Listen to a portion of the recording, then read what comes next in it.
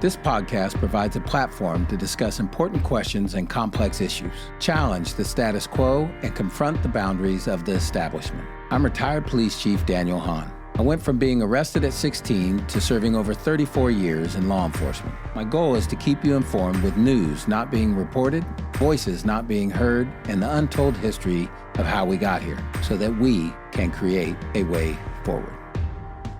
Welcome to another episode of A Way Forward. My special guest today is Gary Dumas. And, Gary, I always like to start out with letting people know a little bit about you. So I know you are, let me see, how should I say this? You're from that evil part of the country.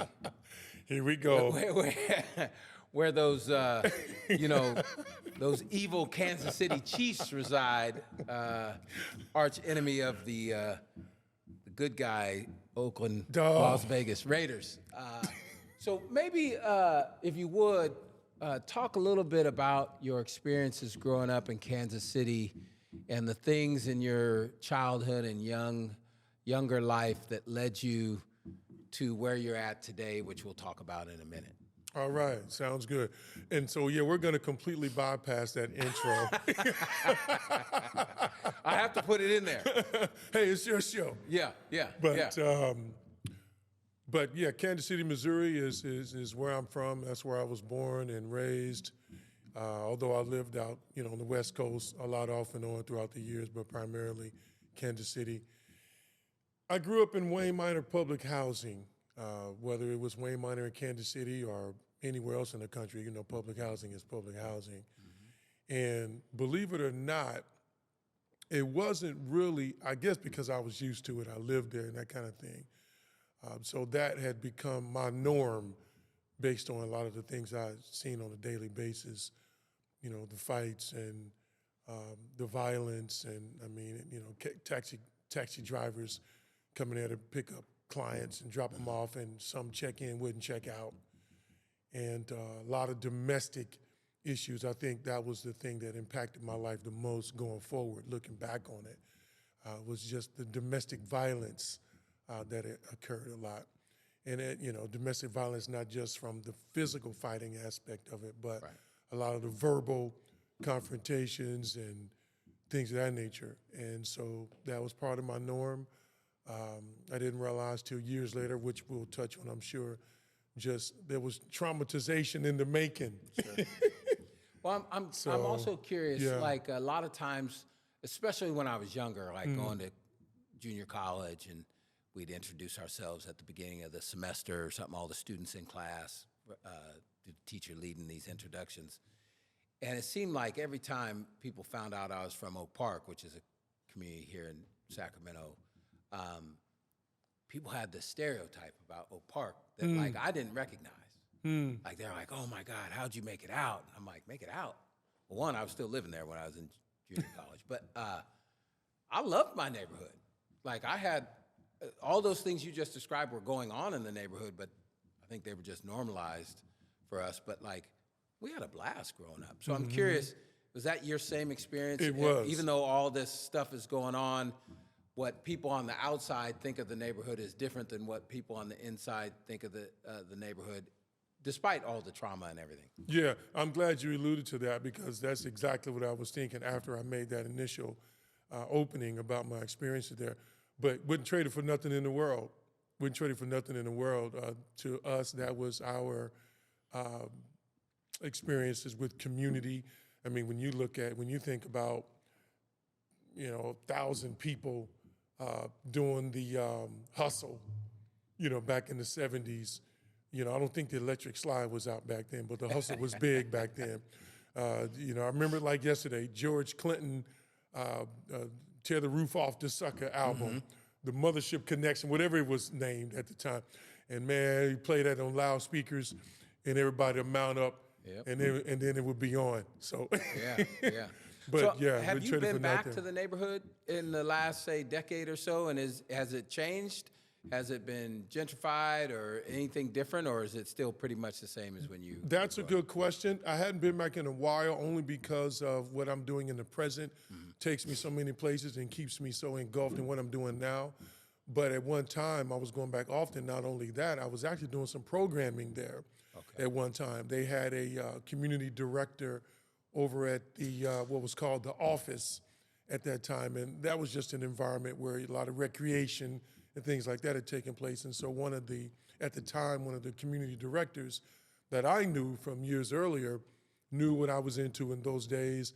I proposed, hey, why don't I come down and do some, presentations from time to time, some workshops, and so it just kind of faded away once, the staff changed and you got new people coming through and that kind of thing. So it just kind of phased out. But yeah, for a long time, I was actually going back down there, doing some programming, and it was fulfilling. I mean, it's nothing as you can imagine going back home to the environment, of which you actually started from, that gave you your motivation down the line to go back and impact, especially being that I was somebody that people knew.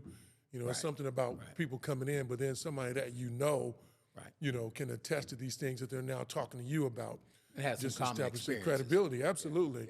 Yeah, no question. So at some point you made it out to the West Coast. I know you've lived in a few different spots in California, and now you do a lot of work, I guess generically I'll call it personal development. How did you get into, and why did you get into that, I guess, field of personal development? Kind of talk about that a little bit. Yeah, that is a good question. And I usually start out by just presenting it this way, Chief. There was a season in my life where I just was in need. And when I say need, I'm not referring to material things, anything like that, but more emotional needs. And I looked everywhere and couldn't find it. I went to different situations and edifice, so to speak, in different places, and I couldn't find it, only to realize that the very things that I was needing is what I was called to give to other people. Okay. And it's like, how else will you know the need for it if you yourself hadn't had that need? And so that's when I realized the value of inspiration, encouragement, the need to be believed in, the need to create opportunities for other people, the need to establish appropriate rapport. Because for some people, they just want to have a healthy conversation. Right. They just need to be validated that what they're thinking is not too far to the left and that they haven't completely lost their mind. So I was that person, especially had battled alcohol and people laugh. My drug of choice was white Zinfandel wine, But I tell you, that white wine took me on a ride for years that I don't want to go back on. And along those same lines, what was it that, I always hear from people in that line of work of rehabilitation, all those sort of things, that relapse and things is part of that process, and so it shouldn't be a shock if somebody. So I'm curious. You mentioned you were challenged with that. What are the factors that ultimately got you through that to the point where you're at now, to where you don't have those daily? I imagine it's a lifelong thing, but that you don't have those same challenges now. What was it that got you through that? Was it organizations, or what exactly was that? Well, there's a combination of things. There's never any one thing or one antidote or one solution. There's a combination of things, but if there would be one out of the many, I would say just driven, just becoming passionate. And I think wanting to get as far away. Yeah, for me, I had gotten to a place, Chief, I wanted to get so far away from the person that I was. And what caused that, or what opened my eyes in that area? Exposure. Coming to the West Coast when I was 16, seeing the lifestyles, and then not necessarily the Beamer Benzes and Bentleys. In fact, I don't even know if those things even existed back then. Well, I'm sure they did. It just, I didn't see them in my neighborhood. So exposure to what? But just exposure to another level of living, an exposure to new environments, exposure to liberation, freedom, people pursuing their dreams and living out their passions. And so you wanted to do that too. I wanted to be a part of that. I wanted to be a part of that. And so, but I knew that I couldn't engage and still wrestle with some of the things that I had been dealing with for the years prior. But fortunately, that exposure had the capability to pull me out of some things, at least increase my drive to want to be better. So when you talk about personal development and the work that you do around the area of personal development, like, what is that? Like, explain what you do and why you do it. Like, I know, at times you talk about emotional fitness, maybe even substance use and other things, but when you talk about the work that you do in personal development, exactly what is that? So people know, Sure. like, some of the things you work on and why. And that's a good question. And I say that because a lot of times when we hear words and phrases that seem so basic that we just assume what we believe they are until we actually engage. It's like, man, there's more involved in this than I thought. Right. But personal development, just in short, is to engage in any type of programming that can allow you to have the drive to want to improve the quality of your life, in short. And that could mean in any area. And that's why it's a very universal engagement. It's not exclusive or specific to a particular type of individual with a certain type of problems or issues. Anybody that's human can relate to the personal development practices or would have a need. It's kind of like constantly getting CEUs, I guess, if you will. Every year. What do you mean by CEUs? The continuing education units. Gotcha. Yeah. Okay. And you as you get those continuing education units in education regarding being a clinician or whatever you do as a professional, that ongoing training, so it is as a person, you want to continue to develop as time goes on, And not just so you can give out, but also so you can maintain, so you can continue to be the you that you're striving to be. And I kind of compare it to as often as you need to get your car tuned up or put gas in your car. If you buy a brand new car fresh off the lot, it'll run good for a while, but eventually you got to tune it up. Eventually you got to go put gas in it, whatever. So it is with us as human beings. We have to get that continued education. We have to engage in things that allow us to continue to be strong as time goes on and continue to grow. Good way to put it. Yeah, and in whatever area we're pursuit of. So in your work that you do in this area, do you do one-on-one or are these groups? And the people that you work with, how do they come to you? Like how does that connection for the tune-up get made? The first piece I'll answer is the individual. I do conduct individual meetings as well. This on a case-by-case basis. The reason why I say that, Chief, is because in order for me to want to meet with a person individually, I have to really know that they're completely committed. They didn't have to have it all together, but at least they are committed because of the time that's involved, the effort that's involved. It's all about that person getting served. And in order for me to want to serve that person, I have to be clear that they actually want to be served. They're willing to at least get through the prerequisites. And that's what, be committed, be on time, be a communicator. So yes, I certainly meet individually, but I love the group meetings. I love those the most because then you're in position to hear from different perspectives. And I tell people all the time, if you're only interested in being a part of a classroom setting with people that look like you and you only, you're gonna miss out. Oh, so we need this working together, experiences, collaboration. All of that, absolutely. We need the different races. Now. We need the different races, the different cultures, the different experiences, so you can hear from other perspectives, not only for the sake of growing, but some people actually discover that, you know what, man, maybe there is hope for me. I knew my situation was bad, but to hear this guy or to hear this lady's situation and she made it through or she's making it through, I could do this thing. And so to say the least, I can go on and on. Yeah. But yeah, the group education meetings is where it's at for me all day. Okay.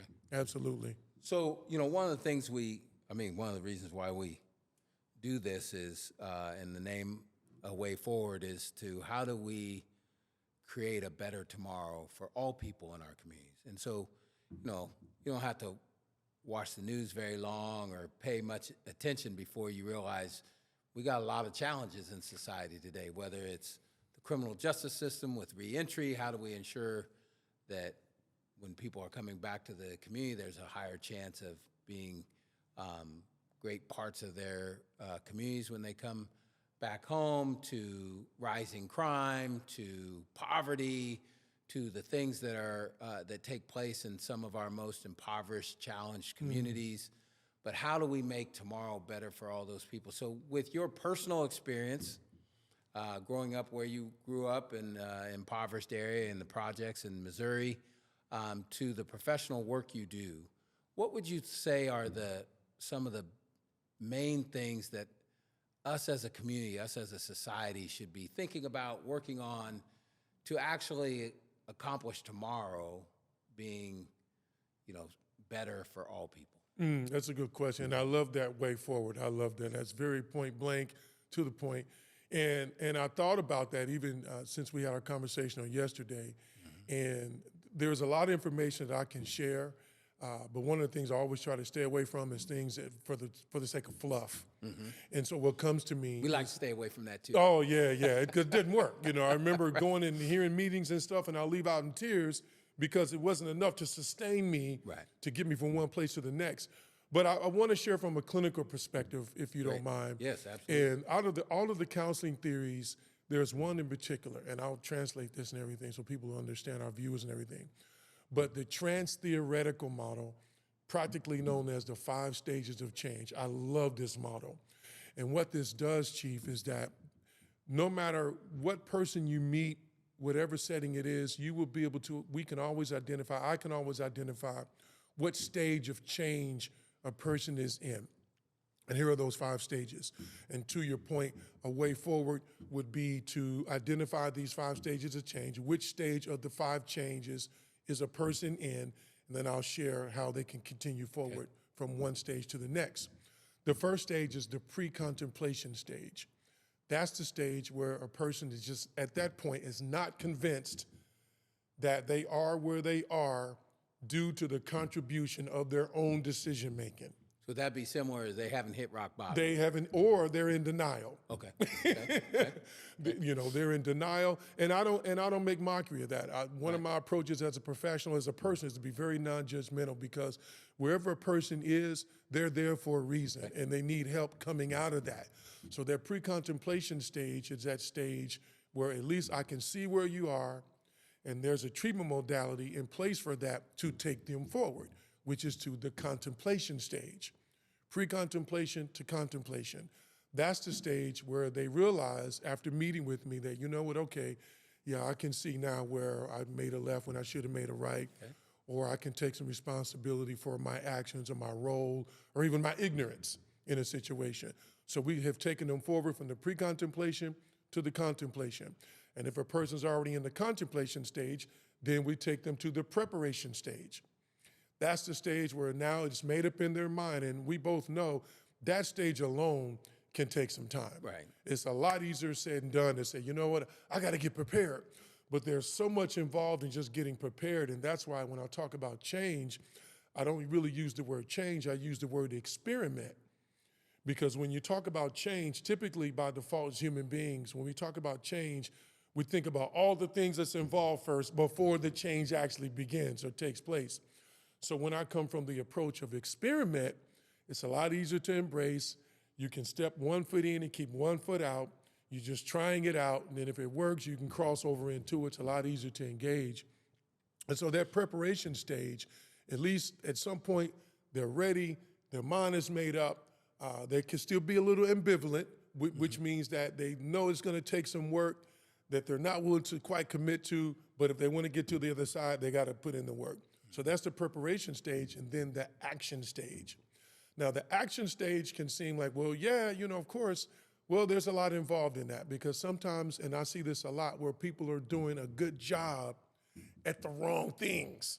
So they spend so much time, and a lot of times it's not their fault. That's why for us as service providers, we have to be trustworthy. To be entrusted with God's most prized possession, which are people, is a big deal, because you're talking about people's time. Sure. People are trusting you. And so when they're in that action stage, I don't want to lose them during that stage. I want to be able to meet them where they are, offer them solutions that are measurable. And then the final stage, which is the toughest one, is the maintenance stage. Out of all stages, that's the stage where people fall off the most. We're talking about a way forward. When people get to that maintenance stage, that doesn't mean it's the end now. Now they have to continue to maintain everything that they put all the work in to get to the place where they are eventually. But that's where people fall off at. They get complacent. They start to, just kind of start wavering and taking things for granted. And next thing you know, they start to slide back down the pole again. And so those are ways to move forward clinically, So yet even practically. as a community, even as a to go through community, those same, even as a community, because that model, that stage, that 5 stages to change trans-theoretical model is applicable to anything where movement is inevitable or where success is in pursuit of. So that 5 stages to change is a model that I always work from, and it always helps me to serve in the most highest level possible. Yeah, I think some of those early stages are probably some of our biggest challenges in the community as a whole, because I think there's some people that believe there isn't anything wrong. Like that community, that's the way that community is, and so it just can stay that way as long as I'm okay in mine. So yeah, I think some of those early stages might be part of. We might still be stuck in them early stages as in any community across our country. So I don't want to end today without talking a little bit about, it's not too often that we have authors on here, and I know you've written a couple books. Maybe talk a little, real quickly about the books you wrote, and maybe more importantly, why you wrote these books. Well, why I wrote these was a first initial opportunity for me to liberate, for me to express. For you personally? Yes, for me to express, for me to explain. And so that kind of began that healing process for me, actually. I had no idea that it was actually going to be transcribed into an actual publication, but it gave me an opportunity to express. It's kind of like journaling. We talk about that as part of a treatment modality as well, or even therapeutic. So I began to write books, and then next thing you know, I was at number 7, which takes me to this piece here. I'm really excited about this particular piece, Chief, more than any of the others. And that's in this 24 Characteristics of a Mentor? Yes. The reason why is because that book is a compilation of my experiences with mentors. And one of the myths that I found about mentorship is that typically people believe when they hear the words like mentorship, they automatically think about kids and youth. Right. It's not incorrect, but it is incomplete. Because quite honestly, mentorship is more prevalent amongst adults. Amen. Amen to that. Absolutely. When you look at even the explanation of a mentor, it's a wise and trusted advisor. Right. And so how often are we in positions where we meet with other colleagues and we are able to get some type of advice or, somebody that we trust and some type of counsel. The smart ones do. The smart ones do. The wise ones do. The wise ones do. Yeah, right. Well, the hard-headed ones, which I have been in my life, I don't need no help. Yeah, right. Yeah. Well, those that are in position of mentor must first be mentored. Right. And it's all a part of the process, And so there I'm presenting 24 characteristics. And we're excited that has now become created into a training module. There's organizations reaching out to me to come in and offer the training for some of their staff. Now, even though it talks about mentorship, but it's actually talking about just being a person of influence, which we all are to some degree. Whether we realize it or not, whether we accept it or not, we are all offering some level of influence to some degree to somebody. Yeah. And so the hope is that our sometimes you don't even know. You don't even know. A lot of times you don't. Most of the times you don't know. Yeah. So let me ask you this. I've never heard you say you went to college for literature or some writing degree or a master's and a doctorate in English or anything like that. That don't sound impressive. I've never heard you say that. Yeah. So I'm just curious.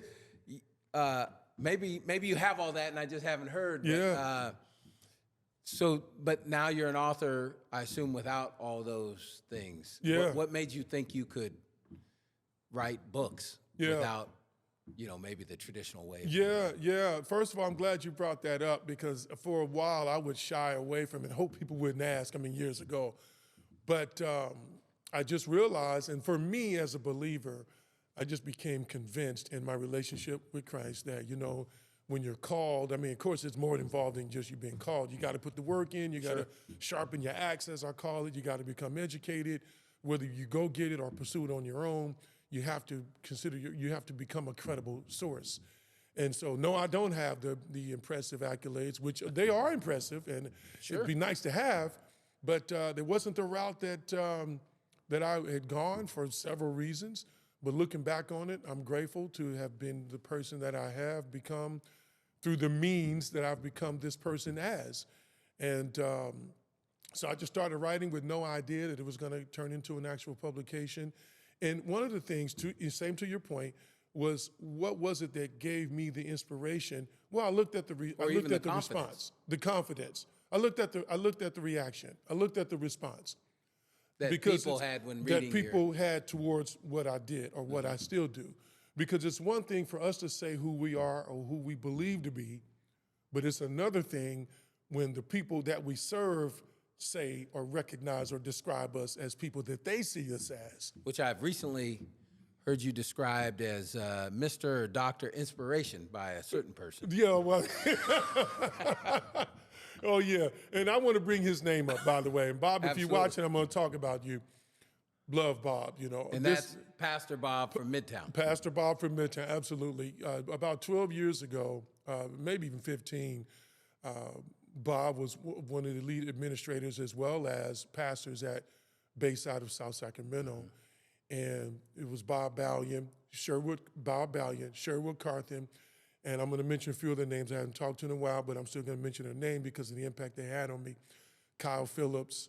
So it was Bob, Kyle, and Sherwood. And I had never been exposed to anything like that in my life. The way these gentlemen handled things, Greg Perkins, I was able to take something from each of those individuals that I was able to compile. So somewhat of a mentorship. Exactly what it was. And I was able to take all of that, all of those experiences, and present those through my idea in Kansas City. And from Bob was the guy in my world, very courageous, spoke his mind, articulate well, said what he meant what he said.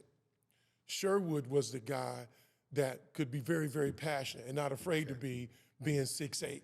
Mm-hmm. He would larger preach to you, larger than life, but yet you can see his emotions. Yes. You know, Kyle was the guy, straight up, in your face, look at the man in the mirror, what you see is what it is, let's deal with that. So together, they provided a lot. All of that, you know, and it took all of that, you know, and then Greg had the business acumen, and all those guys had a combination of all the other characteristics, but those are things I took from them individually. And I never had a chance to tell them that.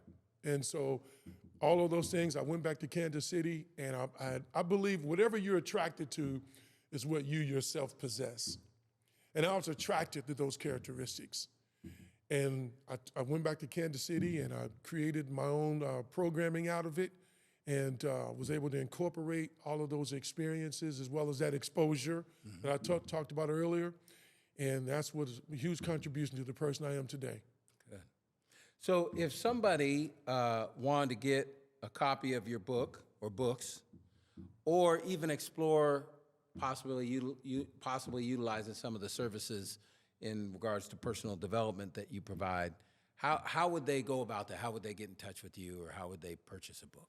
DumasOnDemand.com, DumasOnDemand, DumasOnDemand.com. They can simply go there. There's all of my information. The website does an exceptional job of communicating the products and services that I offer, and I'm easy to be contacted. Of course, social media outlets, but preferably the DumasOnDemand.com. Absolutely. All right. Well, hey, I really, really appreciate your time and sharing not only your personal experiences, but the work that you do in serving others. And I appreciate we need all the people to collaborate and serve others that we can get. To me, that's the payment we pay for that being done for us. I like that. You know, in terms of mentorship, I mean, it took me a while to get this, but, you know, I look at all the mentors that poured into me from my mom to other people, and so, like, now that's my job, that now I have those same positions to pour into other people. So thank you for your time, and I would be remiss if I didn't end on this. You know, you're in California now. Yes. West Coast, I should say, since there's been some movement. So it'll be my goal Let me brace myself here. It'll be my goal to transition you from those Missouri fandom ways to transition to the Oakland/Las Vegas Raiders and A's. So that would be my assignment for myself, for you to convert you to the royalty of our sports world. So again, thank you for your time. Thank you for what you do. And I really encourage you to keep doing that, because we need to help each other. We need to collaborate if we're going to move forward. And we need voices like yours and the people that believe in the collaboration to outweigh the divisive voices that want to divide and separate and segregate our communities, because we can't thrive that way. So thank you again for your time. Absolutely. Thank you. Thank you, Chief. One of the big purposes of A Way Forward is to hear different voices and different opinions, because that is how we can make informed decisions ourselves. So if you are someone that would like to come on A Way Forward to express your opinion, go to chiefhahn.com/podcast. Chief, HAHN.com/podcast.